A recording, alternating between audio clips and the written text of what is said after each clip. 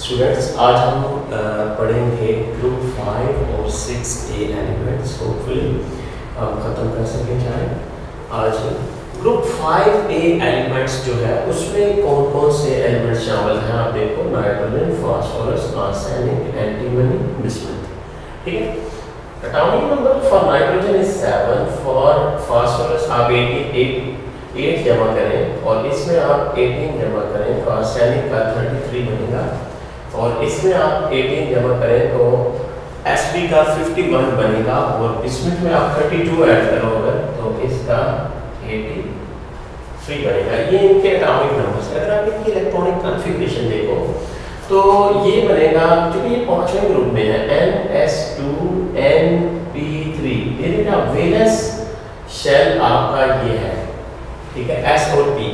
2 S पे electron है और 3 P में है, ठीक है। ये 2s2 2p2 है, ये 3s2 3p2, इसी तरह से ये एक एक आप नंबर बढ़ाते जाएंगे। अगर आप देखो नाइट्रोजन और फास्फोरस जो है ये इस ग्रुप में दोनों नॉन मेटल्स हैं, जबकि As और Sp जो है ये दोनों मेटलॉइड्स हैं, ठीक है।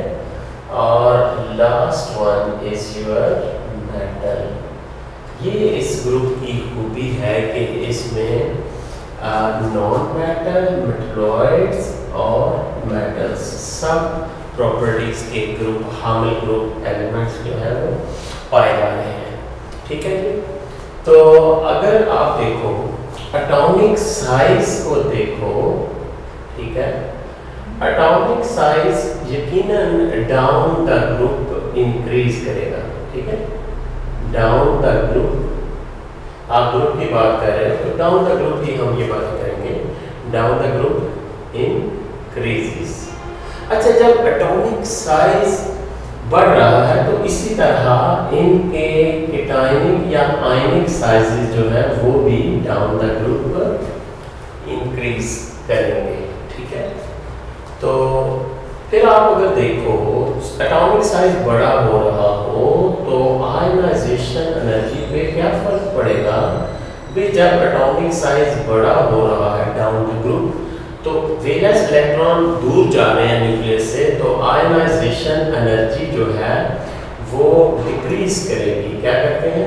डिक्रीजेस। आयनाइजेशन एनर्जी डिक्रीजेस या decrease down the group, atomic size बड़ा हो रहा है। इसी तरह इलेक्ट्रॉन एफिनिटी और इलेक्ट्रोनेगेटिविटी, ये तीनों ट्रेंड्स जो हैं ये डाउन द ग्रुप डिक्रीज होने चाहिए, ठीक है।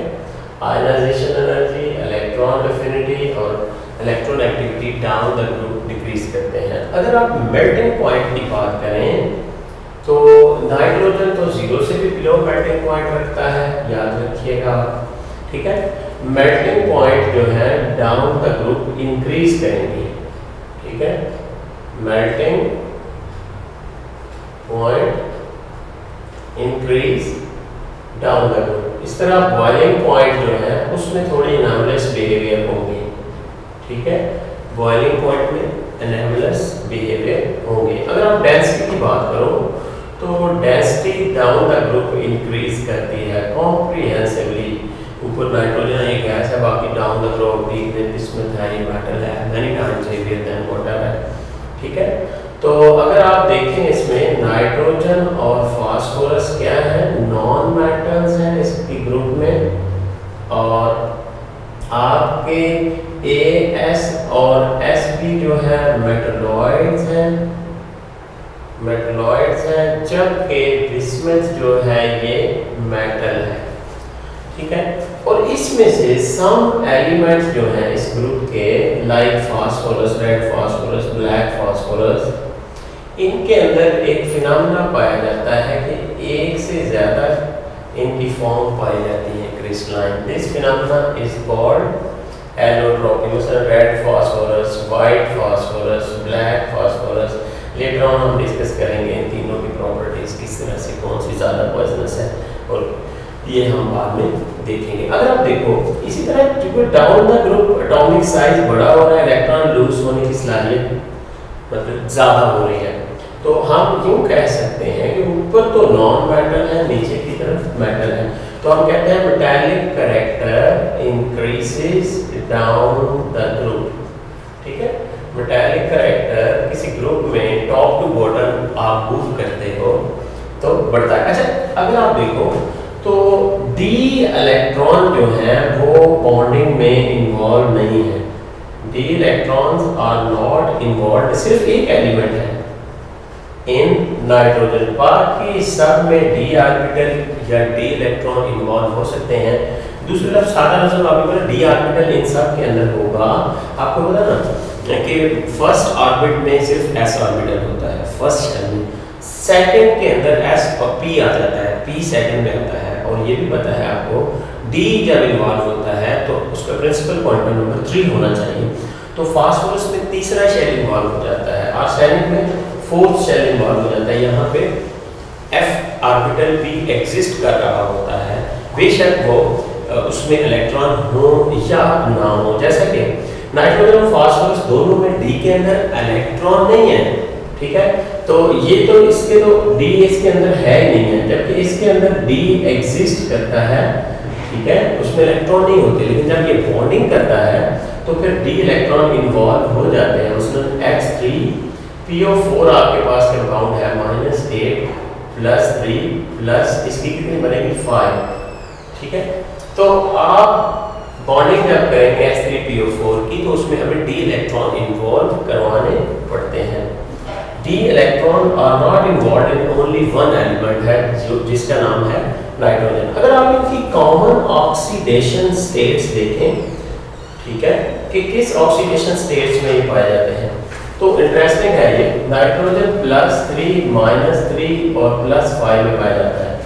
फास्फोरस जो है मोस्टली +3 +5, आर्सेनिक भी +3 +5 ऑक्सीडेशन स्टेट, +3 +5 +3 और +5, जबकि नाइट्रोजन इसकी इलेक्ट्रोनेगेटिविटी काफ़ी हाई है, ये -3 ऑक्सीडेशन स्टेट में भी।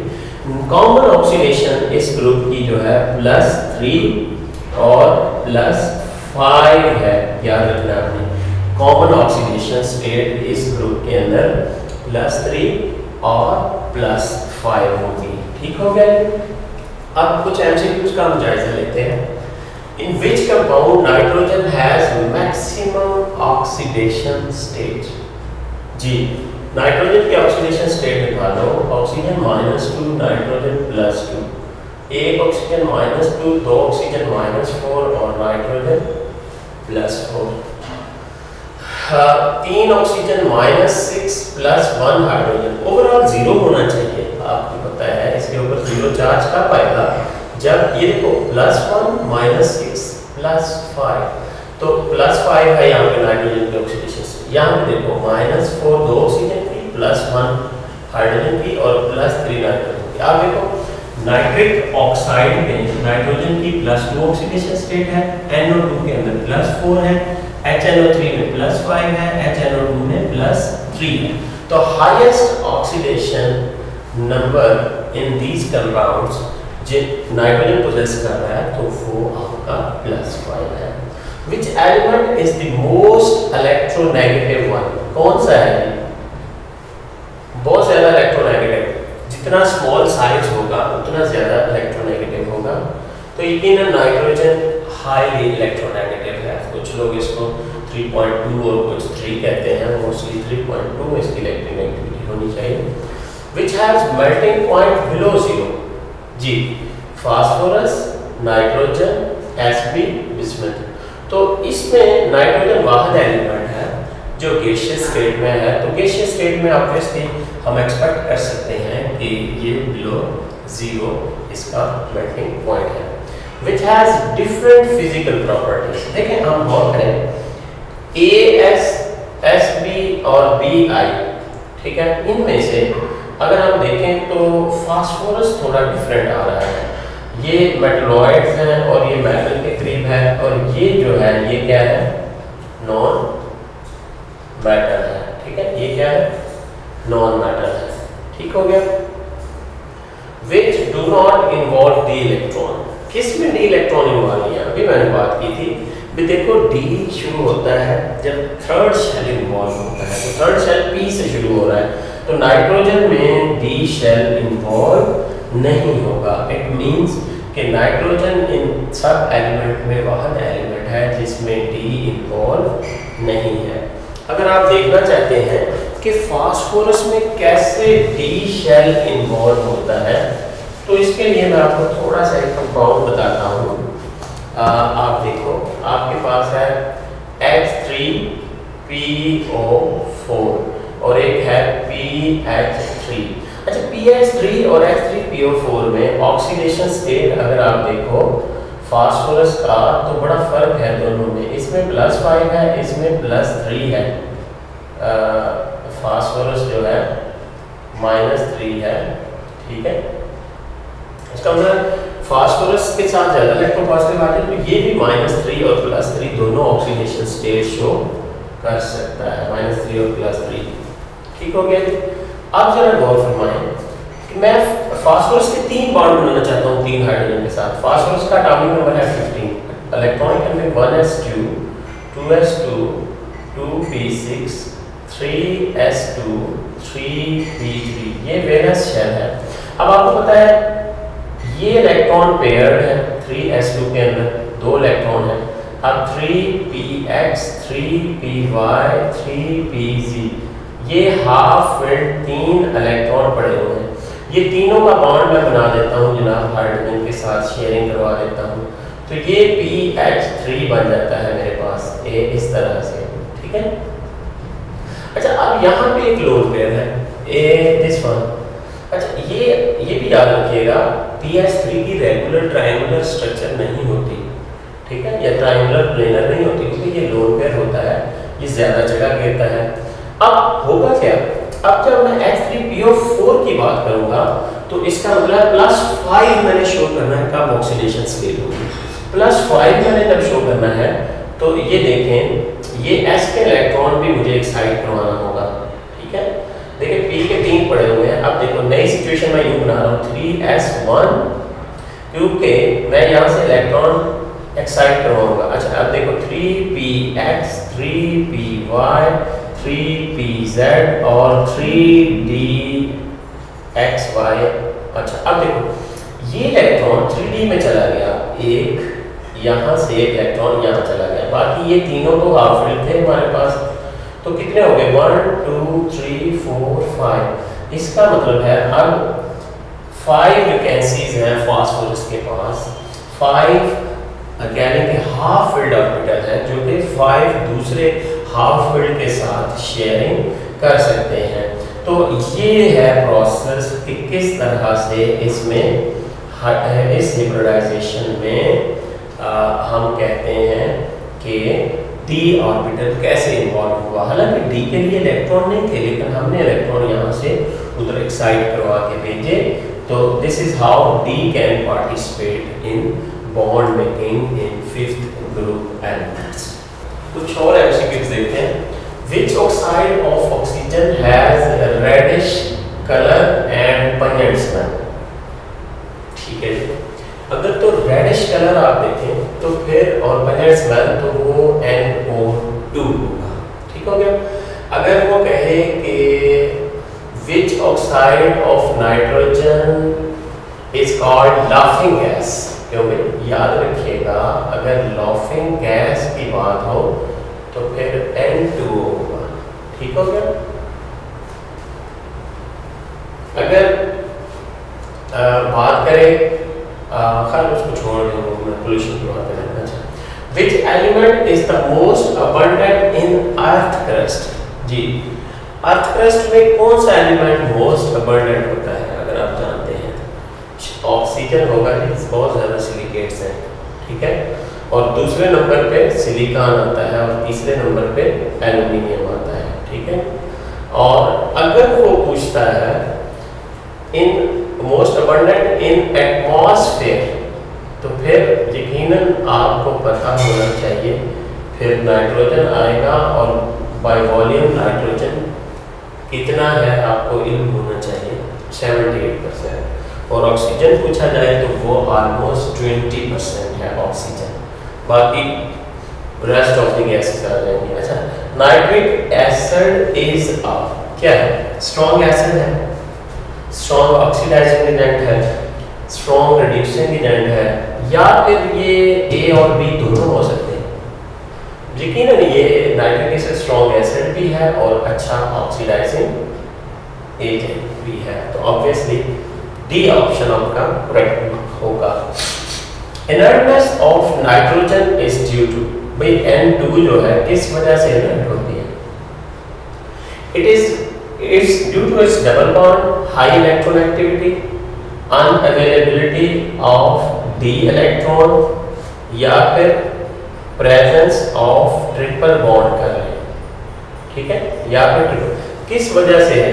भाई पहली बात ये बताएं, नाइट्रोजन टू नाइट्रोजन होता ट्रिपल बॉन्ड है, और इस बॉन्ड की स्ट्रेंथ जो है और ट्रिपल बॉन्ड होना ये फैक्टर नहीं है इसकी इनर्टनेस में, डबल बॉन्ड इसमें नहीं है, हाई इलेक्ट्रोनेगेटिविटी का यहाँ पे रोल एज मच नहीं है, तो अनअवेलेबिलिटी ऑफ डी इलेक्ट्रॉन भी इसकी इनर्टनेस में कोई रोल यहाँ पे प्ले नहीं कर रहे। तो यहाँ पे जो फैक्टर मेजर है वो है presence of triple bond, that bond two nitrogens firmly together as a third triple bond के नतीजे में स्ट्रॉन्ग बॉन्ड बनता है नाइट्रोजन टू नाइट्रोजन, और नाइट्रोजन इनर्टनेस की तरफ चली जाती है। अकरेंस ऑफ नाइट्रोजन अगर आप देखो तो नाइट्रोजन पे मिनरल नहीं है सच के, हम कहें मिनरल फॉर्म में पाई जाती है, ये बिल्कुल भी नहीं पाई जाती इसमें। ये 78 बाई वॉल्यूम पाई जाती है इन द एयर, एक्सेस में है नाइट्रोजन, ठीक है।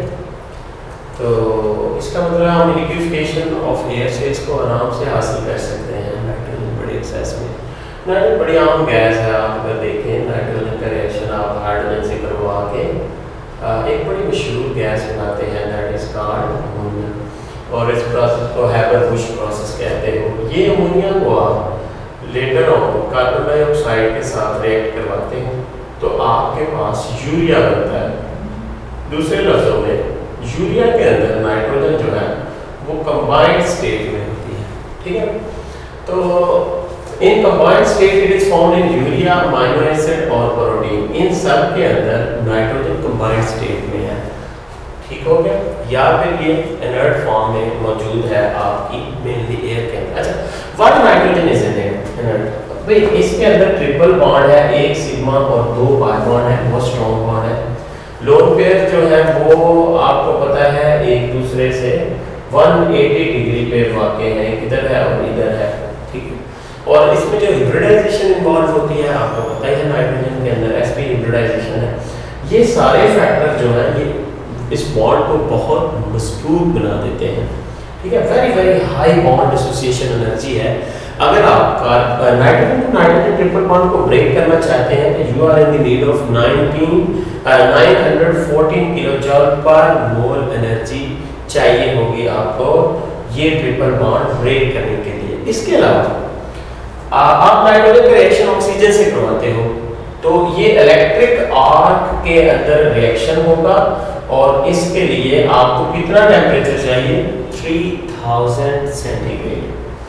फिर हम कहते हैं नाइट्रिक ऑक्साइड का रिएक्शन ऑक्सीजन से करवा के इसके लिए भी हाई एनर्जी 600 टेम्परेचर चाहिए NO2 बनाने के लिए। जबकि जब लाइटनिंग होती है, बिजली चमकती है, तो ये रिएक्शन होता है N2 + O2 NO बनता है नाइट्रिक ऑक्साइड, और एनर्जी रिलीज कितनी होती है, कितनी एनर्जी चाहिए होती है? 180। अच्छा, ये बात याद रखिएगा, ये स्पॉन्टेनियस प्रोसेस है। यहाँ पे एक बात याद रहे, आमतौर पे हम कहते हैं कि स्पॉन्टेनियस प्रोसेस जो होते हैं वो एक्सोथर्मिक मोस्टली होते हैं, नो डाउट। लेकिन यहाँ पे याद रखो नाइट्रिक ऑक्साइड बना, बिजली चमकी, एयर का नाइट्रोजन ऑक्सीजन से रिएक्ट कर गया, नाइट्रिक ऑक्साइड बना, लेकिन यहाँ पे ये एंडोथर्मिक रिएक्शन हुआ है, ठीक है। हालांकि हुआ स्पॉन्टेनियस, इसका मतलब ये हुआ कि एंडोथर्मिक रिएक्शन भी स्पॉन्टेनियस होते हैं, जबकि हम समझते हैं शायद एक्सोथर्मिक रिएक्शन स्पॉन्टेनियस होते हैं, ठीक है। अब अगर आप देखो नाइट्रोजन के ऑक्साइड्स, नाइट्रस ऑक्साइड जिसको हम N2O या फिर लाफिंग गैस कहते हैं। ठीक है, लाफिंग गैस क्यों कहते हैं?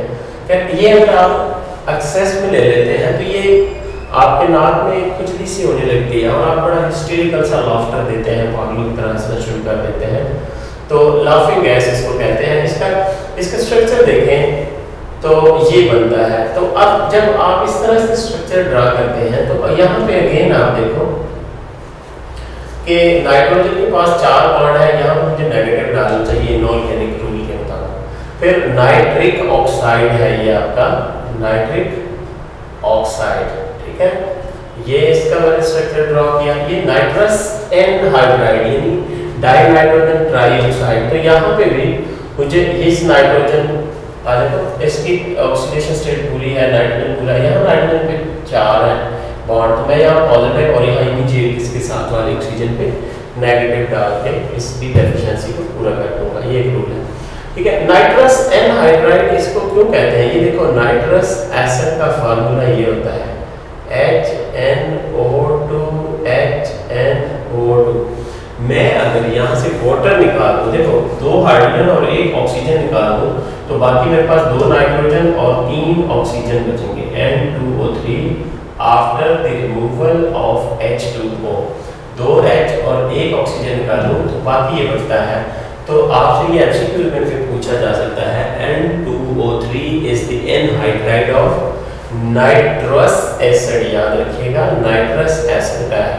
इसी तरह ये नाइट्रिक ऑक्साइड नाइट्रिक एनहाइड्राइड जो है ये HNO3 और HNO3। मुझे अगर यहाँ से वाटर निकालना है तो मैं 2 हाइड्रोजन निकालूंगा, ठीक है, और इन 6 ऑक्सीजन में से 1 ऑक्सीजन निकाल दूं तो बाकी क्या बचता है 2 नाइट्रोजन और 5 ऑक्सीजन।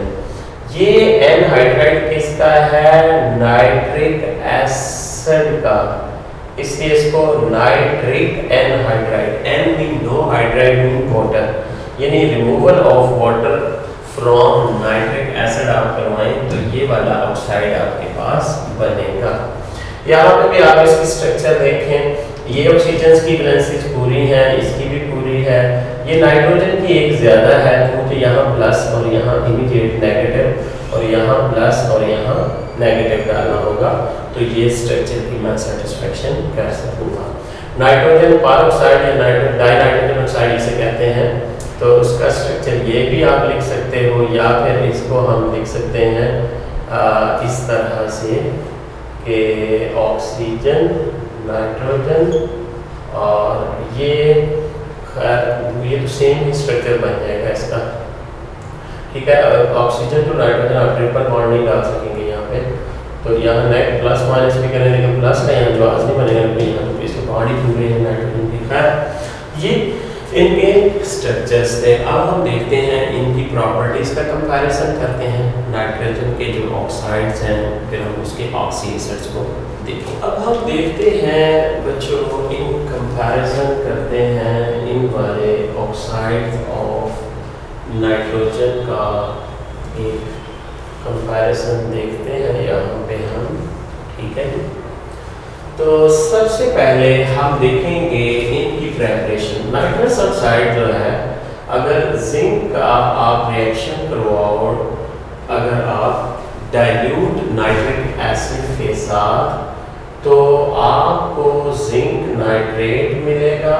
ठीक है, जिंक नाइट्रेट प्लस आपको मिलेगा N2O और वाटर एज बाई प्रोडक्ट आपको यहाँ पे मिलेगा।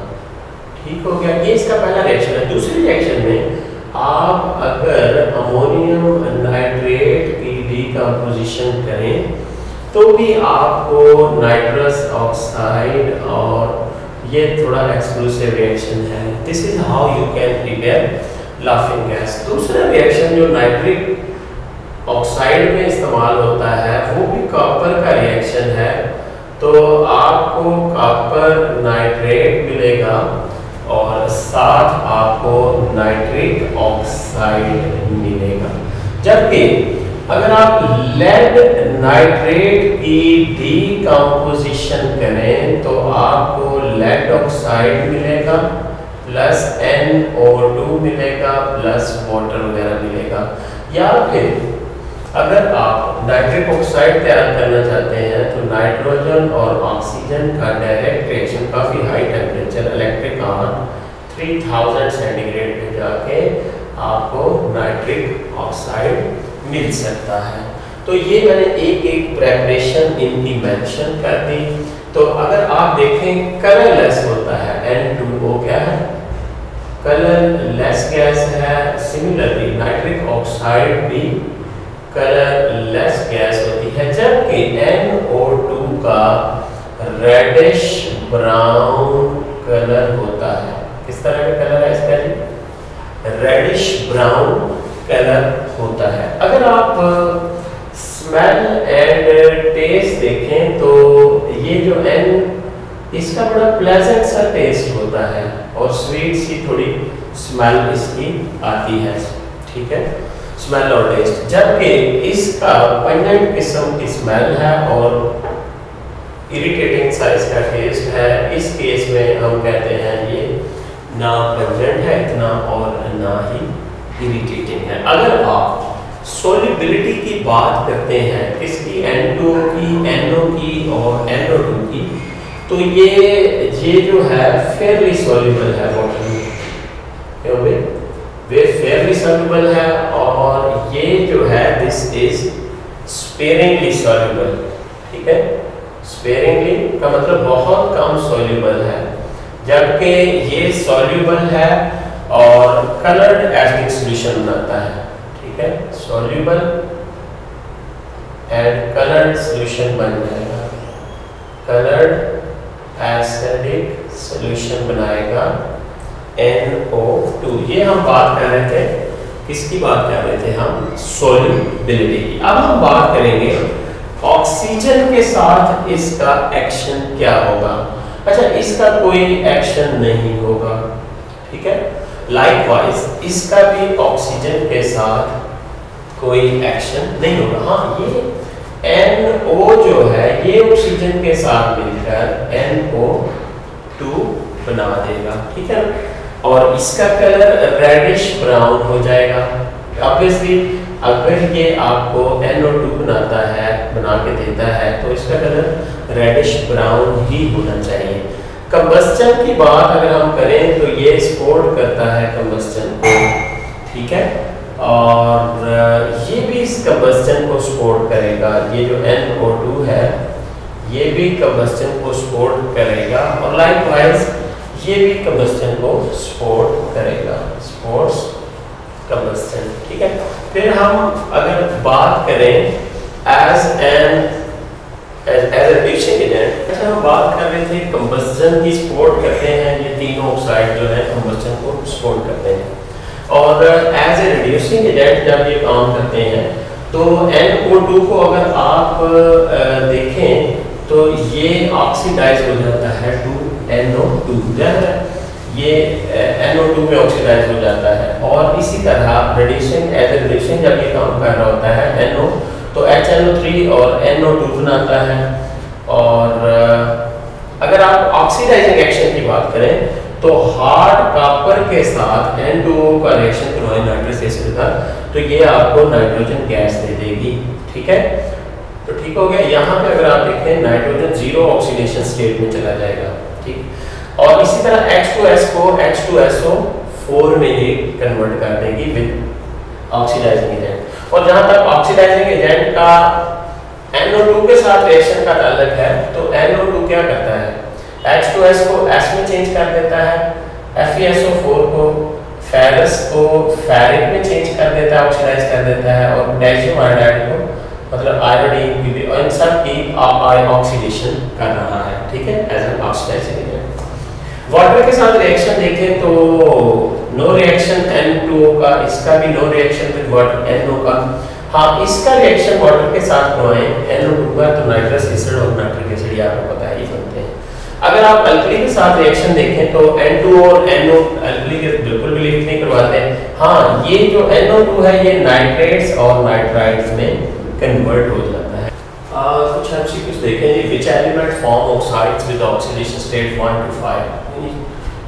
इन सब की ऑक्सीडेशन स्टेट इस तरह से है कि नाइट्रोजन 1 भी हो, 2 भी हो, 3 भी हो, 4 भी हो, 5 भी हो, इस तरह से सारी ऑक्सीडेशन स्टेट में नाइट्रोजन अगर आप देखो ये वाहद एलिमेंट है जब नाइट्रोजन है, जिसमें आप अगर देखें N2O, NO, N2O3, NO2, N2O5, अगर आप देखो तो इसमें नाइट्रोजन की ऑक्सीडेशन स्टेट सारी आपको नजर आएंगी। ये देखो -2 और अच्छा इसमें -2 +2 नाइट्रोजन +2 में चला गया, ठीक हो गया। और यहाँ पे अगर आप नाइट्रोजन देखें -6 +3 में है नाइट्रोजन, -4 +4 -10 +5, ये +5 +4 +3 +2, और यहाँ पे अगर आप देखें तो नाइट्रोजन -2, यहाँ पे हमें इसका मतलब है +1 × 2 करना पड़ेगा नाइट्रोजन के लिए। तो हम यूँ कह सकते हैं कि नाइट्रोजन तमाम ऑक्सीडेशन स्टेट के ऑक्साइड्स बना सकता है 1 to 5 तक। Ferrous sulphate forms brown ring with ferrous nitroso sulfate, this is called ring test। तो ये NO होगा आपका correct option. N2O is prepared in laboratory by, ये दो तरीके हैं इसके प्रिपेयर करने के N2O के। एक तो हमने अभी पढ़ा कि जिंक का रिएक्शन डाइल्यूट नाइट्रिक एसिड के साथ करवाए हैं तो आपको जिंक नाइट्रेट मिलेगा, N2O मिलेगा और वाटर मिलेगा। दूसरा रिएक्शन ये है कि बहुत केयरफुली अमोनियम नाइट्रेट की डीकंपोजिशन कर दो, you will get nitrous acid. तो ये लास्ट ऑप्शन दुरुस्त है, thermal decomposition of ammonium nitrate. Nitrogen is not found as a component of, किस में नहीं है जी? फर्टिलाइजर में है, यूरिया फर्टिलाइजर नाइट्रोजन एक्सेस में है जी, कॉम्बाइन है नाइट्रोजन, माइनो एसिड्स में nitrogen is a must, protein में नाइट्रोजन इज अ मस्ट। हाँ, इनऑर्गेनिक मिनरल नहीं है जिसमें कोई ऐसे जिसमें नाइट्रोजन पाया जाए। तो मोस्टली तो हमें पता है 78% बाय वॉल्यूम नाइट्रोजन जो है ये हमारी एयर में मौजूद होता है। अब हम देखेंगे ऑक्सी एसिड्स ऑफ नाइट्रोजन, जिसमें नाइट्रस एसिड और नाइट्रिक एसिड आ जाते हैं। इनके हम प्रॉपर्टीज को कंपेयर करते हैं सिमिलरली। ये थोड़ा सा लेस स्टेबल है, ये स्टेबल है, ठीक है। अगर आप देखो प्रेपरेशन में N2O3 और वाटर का रिएक्शन करके आपने HNO2 बना लिया जी, ठीक हो गया जी। इसको 2 करते हैं तो ये बैलेंस हो जाएगा, ठीक हो गया जी। जबकि नाइट्रिक एसिड का आप KNO3 और सल्फ्यूरिक एसिड का रिएक्शन करवाते हैं तो आपको HNO3 और KHSO4 मिलता है। This is how you can prepare nitric acid, ठीक है। एसिड सॉल्ट हमें एसिड सॉल्ट से एसिड सॉल्ट मिल रहा है, भूल गए। अच्छा, यहाँ बेरियम नाइट्रेट का आप एसिड सॉल्ट का रिएक्शन करवा के एसिड सॉल्ट ही हासिल कर रहे हैं नाइट्रस एसिड का। दूसरा तरीका है ये आपके पास। यहाँ पे हम बिक्लेनाइड प्रोसेस पर नेक्स्ट पढ़ेंगे हम। अच्छा, इफेक्ट ऑफ हीट अगर देखो तो नाइट्रस एसिड जो है डीकंपोज हो जाता है इनटू नाइट्रिक एसिड, NO और वाटर में, जबकि नाइट्रिक एसिड डीकंपोज होता है into NO2, oxygen and hydrogen, ठीक है। As an oxidizing agent nitrous acid, यहाँ पे आप देखो आयोडीन -1 में है तो आयोडाइड आयन को आयोडीन में चेंज करता है, ठीक है। और H2SO4 यानी सल्फर +6 में चला जाता है, SO2 को ये ऑक्सीडाइज करता है H2SO4 में और SnCl2 को SnCl4 में, यानी ऑक्सीडाइजिंग एजेंट के तौर पे ये एक्ट इस तरह करता है कि HI को I2 में और SO2 को H2SO4 में और SnCl2 को SnCl4 में कन्वर्ट कर देता है। जबकि nitric acid metal non metal के ऑक्साइड्स बना देता है, मेटलॉइड्स के ऑक्सी एसिड्स बना देता है। H2S को S में ऑक्सीडाइज करता है, FeSO4 को फेरस को फेरिक में ऑक्सीडाइज करता है और Hi को I2 में ऑक्सीडाइज करता है। जहाँ तक सॉल्ट फॉर्मेशन का ताल्लुक है, अच्छा एज रिड्यूसिंग एजेंट तो नाइट्रस एसिड KMnO4 को रिड्यूस करके खुद ऑक्सीडाइज हो जाता है नाइट्रस एसिड जो है इनटू नाइट्रिक एसिड। यहाँ रिड्यूसिंग एक्शन हम नहीं देख रहे हैं कोई भी। और रिएक्शन विद अल्कली देखो तो सॉल्ट वाटर ये तो आप कोई भी रिएक्शन लिख लो, देखो आप सॉल्ट वाटर HNO3 का रिएक्शन करवा दो किसी अल्कली बेस के साथ तो आपको NaNO3 मिलेगा और वाटर मिलेगा। ये रिएक्शन क्या है? Acid base salt water. इसी तरह आप यहाँ भी कोई एसिड बेस का रिएक्शन लिखेंगे। अच्छा, एक्शन ऑन ऑर्गेनिक कंपाउंड्स अगर देखा जाए तो क्या एक्शन होना चाहिए?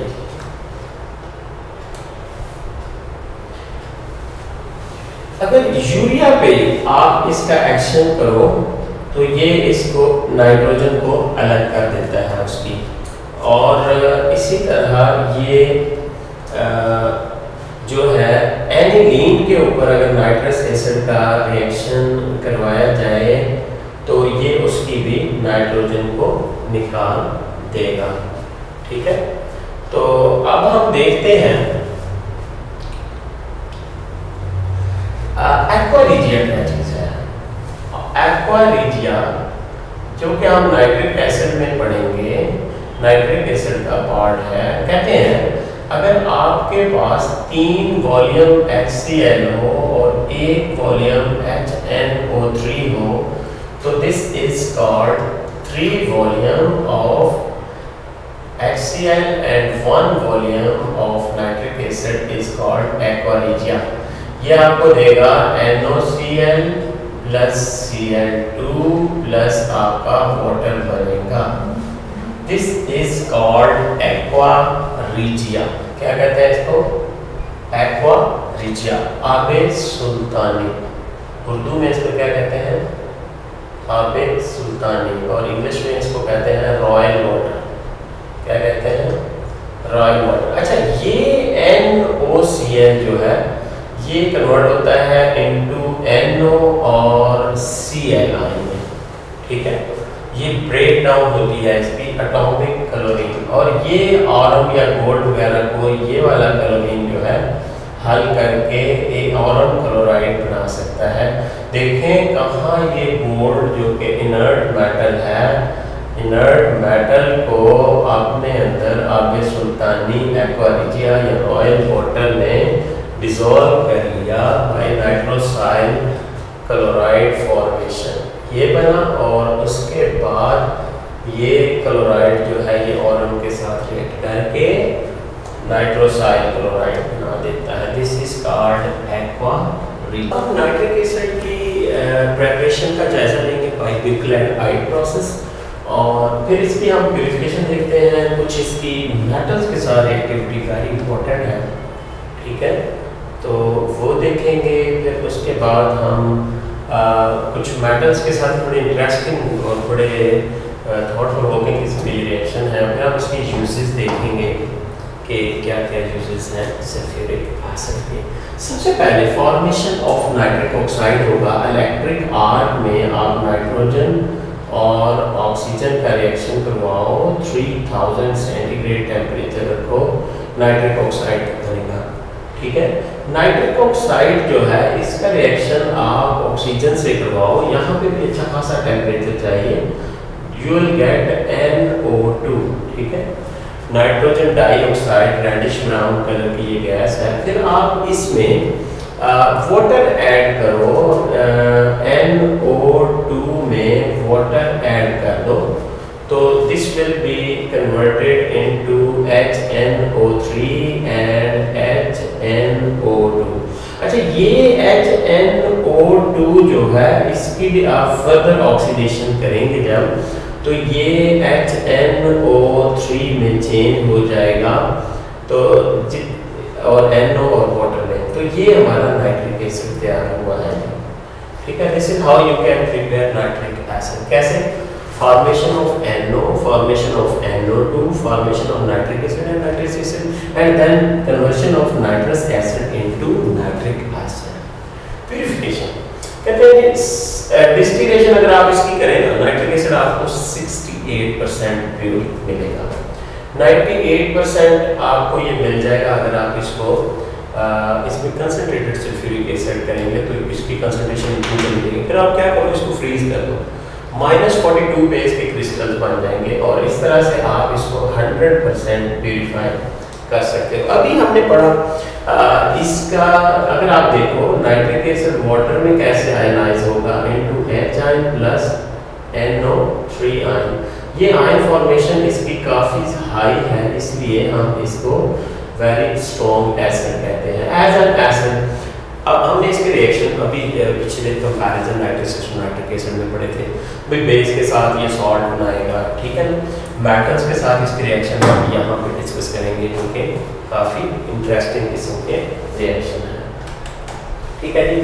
सबसे पहले अगर हम देखें मेटल्स के साथ रिएक्शन तो याद रखिएगा प्लैटिनम, गोल्ड और टाइटेनियम, ठीक है, आयरन, प्लैटिनम यानी प्लैटिनम, गोल्ड और टाइटेनियम बिल्कुल भी सल्फ्यूरिक नाइट्रिक एसिड को नहीं लिफ्ट करवाते, यानी इसके साथ इनका रिएक्शन बिल्कुल भी नहीं होता। जबकि कुछ मेटल्स ऐसी हैं जो कि पैसिव लेयर अपने ऊपर ऑक्साइड की बना लेती हैं, जिसमें फेरस है, कोबाल्ट है और इसमें आपकी निकल है, क्रोमियम है और एल्यूमिनियम है। अच्छा, ये क्या करते हैं, पैसिव लेयर और इनएक्टिव हो जाती हैं ये मेटल, फर्दर इनके ऊपर अटैक नहीं हो पाता, ये पैसिव लेयर इनको सेव कर देती हैं। जबकि याद रखें ऑरम, प्लैटिनम और titanium have no reaction with nitric acid. Ferrous, cobalt, nickel, chromium, aluminium में become inactive due to a passive layer formation, जबकि वोल्फ्रम और यूरेनियम जो है ये अपने ऑक्साइड बना देते हैं। इस तरह से वोल्फ्रम ऑक्साइड, UO2 या UO3 वगैरह के ऑक्साइड बन सकते हैं। तो ये दोनों मेटल्स अपने ऑक्साइड बनाती हैं। जबकि जब सल्फ्यूरिक एसिड के साथ आप रिएक्शन करेंगे ना, ये रिएक्टिव मेटल है, कैल्शियम, मैग्नीशियम, मैंगनीज, ये उसकी हाइड्रोजन सल्फ्यूरिक एसिड की हाइड्रोजन को रिप्लेस, रिलीज या डिस्प्लेस कर देंगे। क्यों? क्योंकि इलेक्ट्रोकेमिकल सीरीज में ये हाइड्रोजन से ऊपर है, हाइड्रोजन इज द स्टैंडर्ड।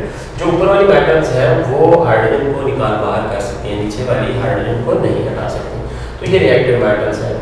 जबकि सिल्वर, कॉपर और लेड जो है NO और NO2 में कन्वर्ट हो जाते हैं जब ये रिएक्ट करते हैं नाइट्रिक एसिड के साथ। अच्छा, मर्क्यूरी जो है वो देखिए कंसंट्रेटेड सल्फ्यूरिक एसिड के साथ रिएक्ट करके मर्क्यूरिक नाइट्रेट बना रहा है। अब जिंक का रिएक्शन थोड़ा हमने अलग से डिस्कस करना है। जिंक वेरी डाइल्यूट अगर होगा तो नाइट्रिक एसिड के साथ रिएक्ट करके हमें जिंक अमोनियम नाइट्रेट दे देता है, और अगर मॉडरेट इसकी लेवल ऑफ कंसंट्रेशन है सल्फ्यूरिक नाइट्रिक एसिड का तो हमें नाइट्रस ऑक्साइड मिलेगा, और अगर कंसंट्रेटेड आपके पास HNO3 है तो you will get NO2। दोबारा सुने, वेरी डाइल्यूट आपको अमोनियम नाइट्रेट देगा, मॉडरेटली डाइल्यूट जो होगा that will give you nitrous oxide या लाफिंग गैस, और अगर इंतहाई कंसंट्रेटेड आप सल्फ्यूरिक एसिड यूज कर रहे हो तो आपको NO2 मिलेगा। अगर आप यूजेस पे जाओ तो नाइट्रिक एसिड एक बहुत ही वैल्यूएबल लेबोरेटरी रिएजेंट है। फर्टिलाइजर्स में आप देखो अमोनियम फर्टिलाइजर, नाइट्रेट की फर्टिलाइजर्स में आप इस्तेमाल करते हो नाइट्रिक एसिड को, और दूसरा ये एक्सप्लोसिव बनाने में बड़ा रोल है, नाइट्रिक एसिड का यूज़ बड़ा एक्सेसिवली किया जाता है वार्निशेस बनाने के लिए और डाइज की प्रेपरेशंस के लिए। इन सब में nitric acid comprehensively excessively use किया जाता है। लेबोरेटरी रिएजेंट है, आपको आप देखते हैं आमतौर पर लैब में dilute concentration nitric acid available है, फर्टिलाइजर, एक्सप्लोसिव और वार्निश वगैरह में इसका इस्तेमाल आप देख सकते हैं। Which gas is obtained when urea reacts with HNO2? क्यों भी कौन सी गैस बनेगी जब यूरिया रिएक्ट करेगा HNO2 के साथ? NO gas, N2, NO2, N2O3। लेकिन यूरिया रिएक्ट करेगा तो उसकी नाइट्रोजन ऑक्सीडाइज होकर निकल जाएगी, तो ये ऑप्शन आपका दूसरा है। Silver reacts with nitric acid to give AgNO3 और दूसरा कौन सा कंपाउंड मिलेगा? तो यहाँ पे आप कहोगे NO, नाइट्रिक ऑक्साइड बनेगा। ठीक हो गया। Which do not react with HNO3। भाई हमने कुछ मेटल्स पढ़ी थी जो हरगिज नाइट्रिक एसिड को लिफ्ट नहीं करवाती, तो उनमें प्लैटिनम, गोल्ड, टाइटेनियम से कौन सी है, या ऑल ऑफ दीज? तो यकीनन आपका ऑप्शन ऑल ऑफ दीज होना चाहिए। ये तीनों मेटल सल्फ्यूरिक एसिड के साथ नाइट्रिक एसिड के साथ रिएक्ट बिल्कुल भी नहीं करती। Which element gets passive on treatment with nitric acid? जी, एल्युमिनियम पैसिव होता है, आयरन या क्रोमियम, या फिर ये तीनों हो सकते हैं। तो यकीनन ऑल ऑफ दी, ये तीनों ऑक्साइड लेयर बना के पैसिव हो जाते हैं और इन पे फर्दर नाइट्रिक एसिड का अटैक रुक जाता है। ठीक हो गया। What is the composition of aqua regia? हमें पता होना चाहिए एक्वा रिजिया क्या है। 1 volume HCl 3 volume nitric acid, या 3 volume HCl 1 volume nitrous acid, 3 volume HCl 1 volume nitric acid, या 3 volume nitric acid 2 volume HCl। तो करेक्ट है आपके पास ये वाला ऑप्शन है, 1 volume of nitric acid and 3 volume of HCl। तवज्जो से आपने करना है, ये इसका बिल्कुल ऑपोजिट है, और यहाँ नाइट्रस एसिड डिफरेंट है और यहाँ पे कंपोजिशन में फर्क है। तो सी ऑप्शन आपका करेक्ट वन होगा। Which is anhydride of nitric acid? भाई एनहाइड्राइड हमें पता है, वाटर रिमूव किया जाए, आप 2 नाइट्रिक एसिड ले लो तो दोनों का वाटर निकाल दो, 2 H निकल गए, और 1 ऑक्सीजन निकाले तो बाकी 5 ऑक्सीजन मिलते हैं। दिस इज हाउ कि अगर आपसे वो पूछता ये तो है आपका नाइट्रिक एसिड का एनहाइड्राइड, तो नाइट्रस एसिड का हाइड्राइड बताएं, HNO2। अब दोनों हाइड्रोजन निकल गए और 4 ऑक्सीजन में से 3 रह जाएंगे, तो N2O3 आपका होगा। अगर HNO2 ऊपर लिखा होता तो नाइट्रस एसिड का एनहाइड्राइड N2O3 और नाइट्रिक एसिड का anhydride is N2O5। Which group of metals form oxides with nitric acids? जो कौन सी मेटल्स हैं? कैल्शियम मैग्नीशियम है, यूरेनियम कैल्शियम, वोल्फ्राम मैग्नीज, या वोल्फ्राम टंगस्टन और यूरेनियम। तो यकीनन ये 2 मेटल जो है ये ऑक्साइड मेक करते हैं विद नाइट्रिक एसिड। ठीक है। Which can replace hydrogen from nitric acid? कौन सी? यकीनन हाइड्रोजन से ऊपर कोई रिएक्टिव मेटल्स होगी जो हाइड्रोजन ऑफ द एसिड को निकाल बाहर कर सकती होती हैं। तो ये पहला ही ऑप्शन दुरुस्त है, कैल्शियम मैग्नीशियम। जबकि लेड और सिल्वर ऐसा नहीं कर सकते, लेड और ऑरम बिल्कुल भी नहीं ऐसा कर सकते। ऑल ऑफ दीज का कोई चक्कर यहाँ पे नहीं है। अगर आप जिंक को कंसंट्रेटेड नाइट्रिक एसिड के साथ रिएक्ट करवाते हैं तो क्या मिलना चाहिए आपको? मैक्सिमम ऑक्सीजन निकलनी चाहिए नाइट्रोजन के साथ, NO, N2O, NO, HNO3। तो ये ऑप्शन NO2 आपका दुरुस्त ऑप्शन होगा, याद रखना है। अगर वेरी डाइल्यूट हो तो फिर क्या होगा ये भी आपको पता होना चाहिए। अमोनियम नाइट्रेट और डाइल्यूट के लिए N2O और कंसंट्रेटेड के लिए आपके पास NO2 ऑप्शन है। अच्छा, हम फिजिकल एलिमेंट डिस्कस कर रहे थे, हमारे पास था नाइट्रोजन, फास्फोरस, AsSP और Pi। मैंने कहा था जी ये 2 नॉन मेटल है और ये 2 मेटलॉइड है और ये मेटल है। हर किस्म की आपको वैरायटी इस ग्रुप में मिलेगी। ठीक है, तीनों वैरायटीज हैं। देखो, नॉन मेटल, ठीक है, मेटलॉइड यानी हाफ मेटल्स और full metal. Down the group आपको बड़ा एटॉमिक साइंस पढ़ा हो रहा है जिसकी वजह से मेटालिक कैरेक्टर एनहांस कर रहा है। अच्छा, ये second element of 5th A group है फास्फोरस, जिसकी हम बात करें। अच्छा, ये फॉस्फो का मतलब क्या होता है? लाइट बेयरिंग, औरस बेयरिंग, लाइट बेयरिंग कंपाउंड। ये लिट अप नजर आता है, लाइट बेयरिंग, इस वजह से इस पर लाइट डालो तो ये रोशन नजर आता है। फ्री स्टेट में ये बिल्कुल भी नहीं पाया जाता। कैल्शियम फॉस्फाइड और एपाटाइट इसके ये बोन ऐश है ये आपका। अच्छा ये बोन ऐश के अंदर 80% यही कैल्शियम फॉस्फेट होता है और ये आपका एपाटाइट इसका एक बोन है, ठीक है। ये सीड में पाई जाती है, यॉर्क ऑफ एग में, नर्व में, ब्रेन में, बोन मैरो में आपको फास्फोरस नजर आएगी, ठीक है। इसके अलावा अनियन में, गार्लिक वगैरह में पाई जाती है, ठीक है।